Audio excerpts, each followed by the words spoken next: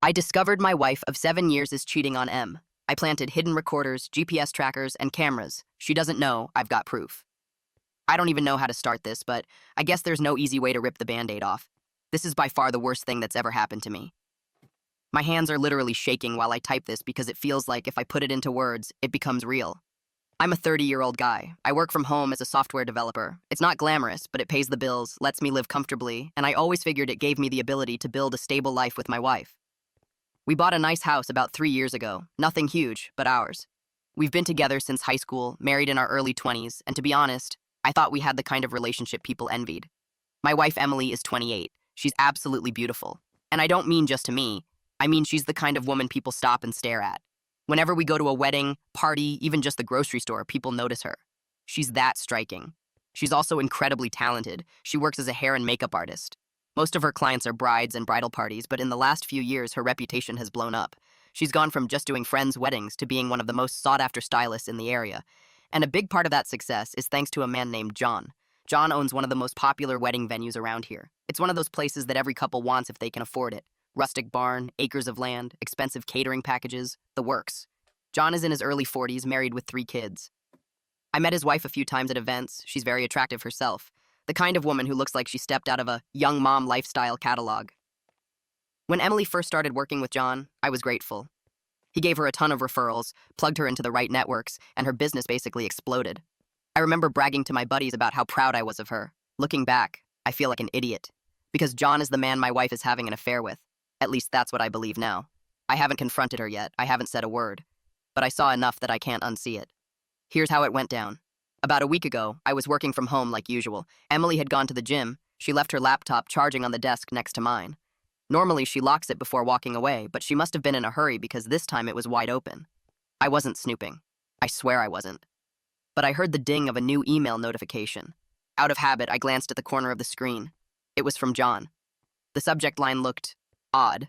Nothing too incriminating, but the preview text had words like time, place, and discreet. My gut dropped. Against my better judgment, I clicked it open. The email wasn't some long love letter. It wasn't graphic or sexual. It was mostly logistics, confirming a time, a hotel, and a reminder to keep things discreet. But the last line destroyed me. You're incredible. I can't stop thinking about last night. My stomach flipped. I thought back to last night. Emily had told me she was on a long photo shoot with a local photographer. She came home late, said she was exhausted, and we ate dinner together like everything was normal. She kissed me goodnight, curled up against me, and I didn't think twice about it. But now I knew. She wasn't at a shoot. She was with him. I went into full panic mode. I started scrolling through her emails. Most were totally professional, dates, invoices, client notes. But here and there were messages from John. Nothing outright damning on their own, but flirtatious undertones. Him telling her she looked beyond stunning at an event. Him thanking her for making his day perfect. She'd reply politely, but never flirty. Nothing that screamed affair. But then I found another email. A hotel booking confirmation. 2 nights, downtown. It said, the usual place. That was the moment I felt like I was punched in the chest. I couldn't breathe. I literally sat there in my office chair staring at the screen, my heart pounding in my ears. My first instinct was denial. There has to be another explanation. Maybe she's booking it for someone else. Maybe it's a work thing. But the pit in my stomach told me the truth. Since that day, I've been replaying our entire marriage in my head like a movie reel, looking for signs. Things that didn't make sense at the time but now do. Her schedule.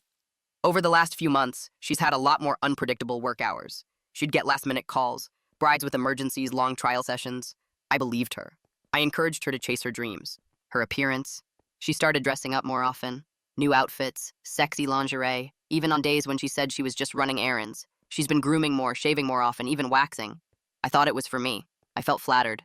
Her affection. Here's the twisted part. She hasn't pulled away from me. If anything, she's been more attentive, more sex, more cuddling, more I love yous, more random date nights. I never once felt like I was losing her. I thought we were closer than ever. That's the part that kills me. She managed to make me feel safe while she was lying straight to my face. A couple of days after finding that email, I stumbled on something else. I was cleaning the bathroom and went through her makeup drawers. Buried under some palettes was a small jewelry box. Inside was a necklace. Elegant, simple, but definitely not cheap. I hadn't bought it. Later that day, I casually asked her about it. She smiled and said it was a gift from a client. She said sometimes brides give her little thank you gifts. That made sense. Her clients are wealthy sometimes. So I let it go. But in my heart, I knew. That necklace wasn't from a bride, it was from John. Since then, I've been obsessed. I started copying her emails to my computer. I read them over and over, torturing myself. The earliest ones go back almost a year, right around the time her career really started taking off. Here's the thing that really messes with my head. I don't think she loves him. From what I've read, John is clearly infatuated with her. He sends compliments. He makes little comments that cross lines, but she keeps it surface level. She doesn't say, "I love you." She doesn't tell him she misses him. It's mostly logistics and polite replies. One time when he got too flirty, she even replied, "Haha, go tell that to your wife." But that doesn't matter, does it? Whether or not she loves him, she's still sleeping with him. She's still lying to me. She's still betraying everything we built. I haven't confronted her yet. I don't even know how to start that conversation. If I do, she'll probably deny it. If I wait, maybe I can catch more proof. I don't know what the right move is. I started Googling about cheating, divorce, at-fault states, everything. Turns out in my state, if I prove adultery, she doesn't get spousal support. We don't have kids, so custody isn't an issue. But part of me is terrified she'll flip the narrative. She could claim I was abusive, or unfaithful, or that I drove her into his arms, and people might believe her. I don't think she'd lie like that. But then again, I didn't think she'd cheat either. Right now, I feel like I'm living in a nightmare I can't wake up from. Every time she kisses me, every time she tells me she loves me, I want to scream, but I can't. I just smile back like nothing's wrong. It's past midnight as I write this. I've had too many drinks. I know this post is rambling, but I needed to get it out. I don't know what's real anymore. The woman I thought I married, my best friend, my high school sweetheart, the person I trusted with everything, doesn't exist. Or maybe she does, but she's hidden under layers of lies. I don't know how to move forward. Confront her? Gather more proof? File for divorce quietly? Pretend I don't know and live in denial? I'm lost. If anyone out there has been through this, I'd appreciate your advice. Update 1. It's been a little while since I posted, and honestly, my life feels like it's been swallowed whole by this. Since my first post, I've done nothing but read. Reddit, marriage forums, infidelity blogs, even legal advice threads. I don't know if that makes me smart or pathetic. Probably both. But I figured if there's one good thing about living in the internet age, it's that thousands of people have already been through exactly this nightmare and documented every step. I realized pretty quickly that if I ever wanted to get out of this marriage without being destroyed, emotionally or financially, I needed proof. Real proof. Screenshots of emails aren't enough. People can claim out of context or just business. And I know Emily well enough to know that if I confronted her right now, she would deny. She would probably even turn it around on me and accuse me of snooping, being paranoid, not trusting her. So yeah, I went down the rabbit hole of how to catch a cheater. And let me tell you, Reddit is full of people who have done the exact same thing. I felt less crazy reading those stories, like I wasn't the only person out there losing my mind in the dark. I ordered some equipment, cameras that look like smoke detectors, a GPS tracker for her car, a voice-activated recorder, VAR, that I could hide under her seat. Some people might think this is extreme. Maybe it is. But when you're staring at the possibility that the person you love is betraying you, your brain doesn't care about reasonable. It cares about answers. Installing all this stuff made me feel sick. I told Emily that our home insurance company was offering discounts for people who installed extra smoke detectors. She bought it. I mounted the cameras in our bedroom, living room, and hallway. I felt like a criminal in my own house. Every screw I tightened made me wonder, what if she catches me? What if she finds one? What if I'm completely wrong and I'm destroying trust for no reason? To throw her off the scent, I even ordered a self-help marriage book called How to Be a Great Husband. Discover the secrets to a happy marriage without changing your wife. I left it lying around where she'd see it, and she did. I caught her staring at it with this weird look on her face like she didn't know how to react. Later that night, she asked me if everything was okay. I told her I was just trying to be a better husband. She smiled and said I was already amazing. It made me want to puke. The VAR was trickier. I read all kinds of horror stories about cheaters discovering recorders because they lit up or beeped. I taped over the display with black electrical tape. I even plugged in some cheap earbuds and snipped them off at the plug so the VAR wouldn't make any sound. I velcroed it under her driver's seat. When I tested it, the sound quality was good enough to pick up conversations clearly. Before I deployed it for real, I used it in a test run. I hid it in a table centerpiece and sat Emily down one night for what I called a personal inventory. This was another idea I shamelessly stole from a Reddit comment. I told her I wanted to ask her some questions to make sure I was being the best husband I could be. She laughed at first, but I told her I was serious. I asked her 3 questions. Do you feel I've ever abused you in our marriage? Do you feel I've ever cheated on you? Is there anything you feel I could do to improve as a husband? To the first, she immediately said no. To the second, she hesitated, just for a second, then said no. That hesitation hit me like a hammer. For the third, she said she wished we made love more often. The irony almost made me choke. Because the reason our sex life has slowed down is me. I've been suspicious, depressed, pulling away. I've still initiated a few times just to keep her thinking everything is fine, but my heart isn't in it anymore. The VAR caught it all. I backed it up to the cloud. If she ever tries to flip the narrative, I'll have proof that she admitted I never abused her, that she believed I never cheated. All of this was swirling in my head while we went through the holidays. Christmas. We spent Christmas Eve and Christmas Day with her family. It was their turn this year. Her sister was there with her husband and kid, her parents hosting in their big suburban house. My parents live out of state, so it was just me playing the son-in-law role. Christmas Eve day, a gift bag arrived at the house. My mother-in-law said it was dropped off by some teenager and handed it to Emily. It had a tag, "To Emily from Santa." Inside was a gold bracelet, a really nice one. Her mom and sister fawned over it. "Oh wow, so thoughtful," they said. Emily smiled and said it must have been from one of her bridal parties. She claimed she gave them a last-minute discount and they had hinted at giving her a bonus. Everyone nodded along. I forced a smile. But inside I was screaming. Bridal parties don't leave anonymous gifts from Santa. They sign their names. This was John. I knew it in my bones. What hurt most wasn't the gift itself. It was how shameless she was. To accept it in front of me, spin some ridiculous lie, and expect me to swallow it like an idiot. Later that evening, I caught her outside in the backyard on her phone. She looked upset, gesturing with her hands, pacing. I couldn't hear what she was saying, but I'd bet anything she was tearing into John for being careless, for almost blowing up her cover. New Year's. On New Year's Eve, her phone was buzzing more than usual. I casually asked what was up. She rolled her eyes and said the bride getting married on January 4th was a bridezilla. I nodded. I wanted to scream. That night, she said she had to step out to meet with the bride. She promised she'd be back in time for the countdown. Midnight has always been our thing. Every year since we started dating, we kiss when the clock strikes 12. She swore she'd make it. She came home at 1:30 in the morning. She was crying. Sobbing, actually. She went straight to the bathroom and stayed there 10 minutes before coming out with red eyes. I asked her what was wrong. She threw her arms around me and said she was so sorry. I asked her sorry for what. She said because she missed the countdown. That since it was our tradition, she felt awful breaking it. I told her she seemed way too upset for just that. I asked her straight up if she had anything else to tell me.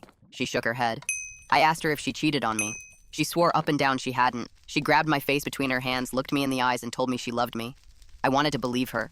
God, I wanted to believe her. But deep down, I knew. I gave her every chance to come clean, and she didn't.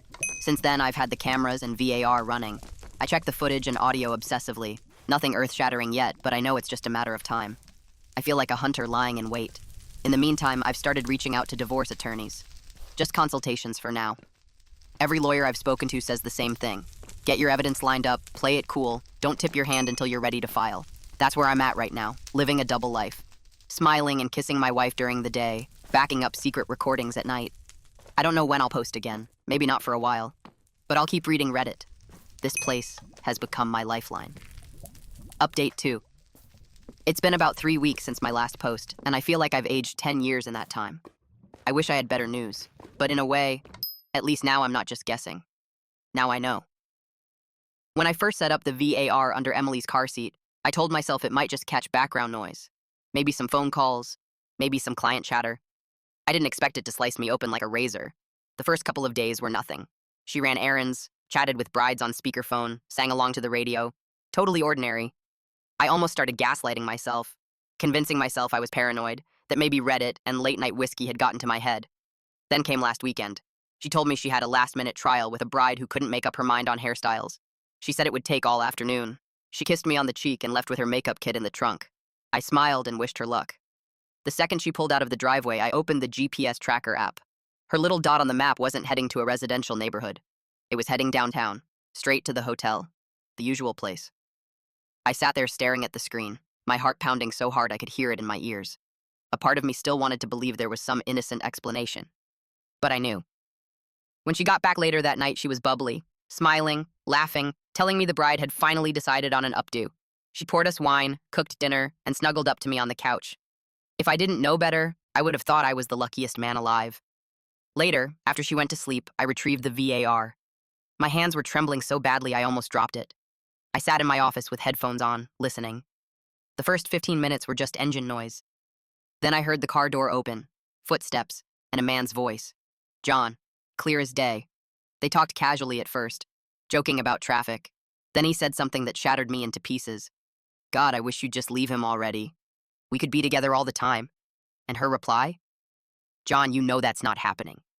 Let's just enjoy what we have. I had to rip the headphones off. My chest hurt. My hands were shaking so bad I knocked over my coffee. I felt like the air was sucked out of the room, but I forced myself to keep listening.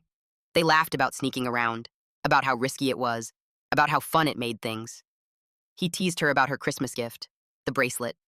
She giggled and told him he was reckless. He said something about your husband looking clueless. I thought I was going to vomit. The recording went on for hours.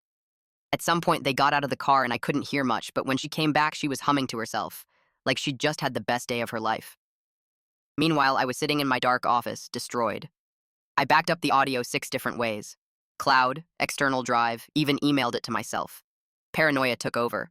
What if she somehow discovered it and deleted it? What if I lost the one piece of undeniable evidence I had? The next day, I pretended everything was normal. She made pancakes, kissed me, told me she loved me.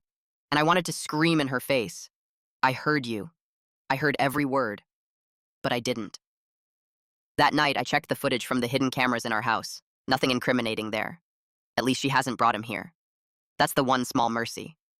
But one of the cameras caught her sitting on our bed, fresh out of the shower, texting. The angle showed enough of her phone screen to see his name. John. She was smiling at her phone like a teenager with a crush. That image is burned into my skull. I've spent every day since in this weird limbo. Half of me wants to storm into the living room, throw the audio on the table, and watch her world crumble. The other half of me knows I need to be smart. We live in an at-fault state. If I file with this evidence, she doesn't get spousal support. If I blow up too soon, she could spin it, claim I manipulated recordings, claim I'm crazy. So I've started meeting with attorneys, 3 so far. All of them said the same thing. I've got her nailed. The GPS logs, the VAR audio, the hotel booking confirmation, even the gift cover-up. Together, it's airtight. The advice I keep hearing, play it cool, keep gathering, don't tip her off, line up my finances, then drop everything at once, but it's tearing me apart inside. Last night, she curled up against me in bed, kissed my chest, and whispered, "You're the best thing that's ever happened to me." All I could think was, "You're the worst thing that's ever happened to me." I don't sleep much anymore. I stay up scrolling Reddit, reading other betrayal stories, comparing my situation. I flip-flop between rage and despair. Sometimes I look at her while she's sleeping next to me and I think, maybe I can forgive her. Maybe this doesn't have to end everything.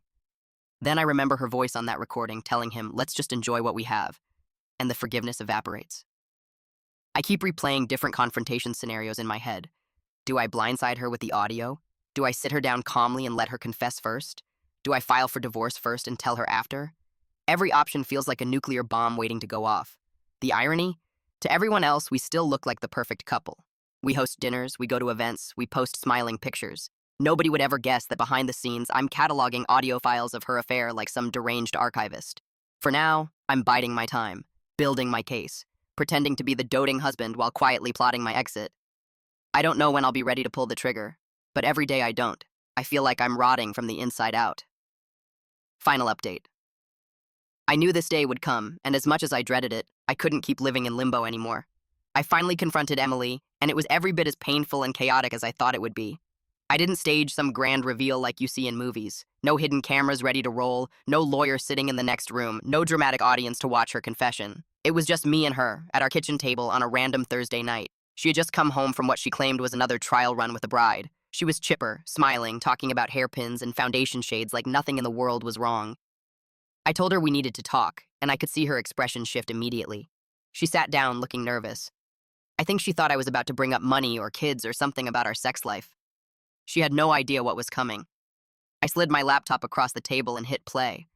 The recording from the voice-activated recorder filled the kitchen. Her voice, his voice, their laughter, his words saying, "God, I wish you'd just leave him already. We could be together all the time." And her voice, clear as day, replying, "John, you know that's not happening. Let's just enjoy what we have." Her face went completely white. She froze, staring at the screen, and then she looked at me with this expression I'll never forget, part fear, part defiance. And the very first words out of her mouth weren't an apology, weren't an explanation. She just whispered, "You weren't supposed to hear that." I can't describe what that did to me. It was like the final nail in the coffin. She wasn't sorry for what she had done. She was sorry for being caught. I let the recording run another 30 seconds, her giggle, him teasing her about the bracelet, the kind of laughter that used to be reserved for me. Then I paused it and looked her straight in the eyes. I asked her how long it had been going on. Silence. I asked again, louder this time. Finally, she whispered, "About a year." I think I actually laughed, but it wasn't a normal laugh. It was bitter and ugly and didn't even sound like it came from me. I asked her if she loved him. She shook her head. I asked if she ever planned to leave me for him. Again, she said no. I asked her why she did it. And all she could say over and over was that she didn't know, that she never meant for it to happen, that it just did. I told her affairs don't just happen. You don't slip and fall into a hotel bed with someone month after month by accident. She started crying, hard sobbing, and she reached for me, grabbing my arm, trying to touch my face, begging me to listen. She said she still loved me, that I was her rock, that she didn't want to lose me, but I pulled away. I told her I had already spoken to lawyers, that I had evidence. Not just this recording, but the GPS logs, the emails, the hotel confirmations, everything. I told her I was filing for divorce. That's when the begging turned into bargaining. She swore it was over. She swore she would cut him off immediately, go to counseling, do whatever it took to rebuild.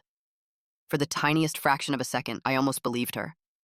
Because despite everything, this was still the woman I'd loved for more than a decade. The girl I went to prom with. The person I stood next to at the altar. There's a part of me that desperately wanted to believe she meant it. But then I remembered her laugh on that recording, the way she smiled at her phone when his name lit up, the lies, the gifts, the late-night hotel trips. And I knew it was over. I told her flat out there was no fixing this. She went quiet then, just sat there with her head in her hands, crying, while I stared at the wall. That was the end of the conversation. The fallout came quickly. The next few days were absolute hell. She tried everything. Crying, love bombing, swearing she would change, promising to quit her job, promising to never see him again. When that didn't work, she turned angry. She accused me of spying on her, of violating her privacy. I told her she forfeited the right to privacy the moment she started sneaking off to hotels with another man. It didn't take long for her family to find out.